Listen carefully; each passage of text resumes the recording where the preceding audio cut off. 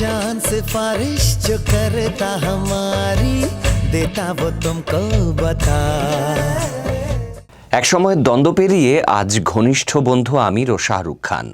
বলিউডের দুই সুপারস্টার আমির খান ও শাহরুখ খান এক সময় যাদের প্রতিদ্বন্দ্বী হিসেবে দেখতেন দর্শকরা, সময়ের সঙ্গে সঙ্গে সেই সম্পর্ক পরিণত হয়েছে বন্ধুত্বে। পুরনো বিতর্ক ও অভিমান এখন কেবল স্মৃতি। সম্প্রতি সিতারে জমিন পার ছবির সাফল্য উপলক্ষে দেয়া এক সাক্ষাৎকারে আমির খান পুরনো সেই আলোচিত ঘটনার কথা তুলে ধরেন। কুকুর বিতর্ক ও সমালোচনা।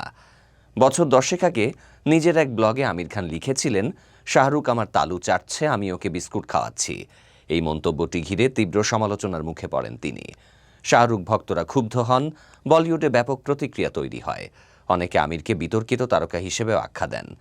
পরবর্তীতে একটি টেলিভিশন সাক্ষাৎকারে আমির খান জানান, ওই মন্তব্যটি ছিল তার পোষা কুকুর শাহরুখকে নিয়ে। তিনি বলেন, আমি এক পার্সি ব্যক্তির কাছ থেকে কুকুরটি কিনি, যার নাম সেই মালিকই রেখেছিলেন। ব্লগে তিনি মজা করে মন্তব্যটি করেছিলেন বলে জানান আমির। তবে সেই ব্যাখ্যাও সহজে গ্রহণ করেননি শাহরুখ ভক্তরা। ঘটনার পর আমির খান নিজেই শাহরুখ খানের বাসায় গিয়ে সরাসরি ক্ষমা চান। শুধু শাহরুখ নয়, তার ছেলে আরিয়ান খান ও মেয়ে সুহানা খানের কাছেও দুঃখ প্রকাশ করেন তিনি। সময়ের সঙ্গে সেই দ্বন্দ্ব কেটে গিয়ে দুই তারকার মধ্যে গড়ে ওঠে পারস্পরিক শ্রদ্ধা ও বন্ধুত্ব। भर भर बोतल बढ़िया सेंट लगाए।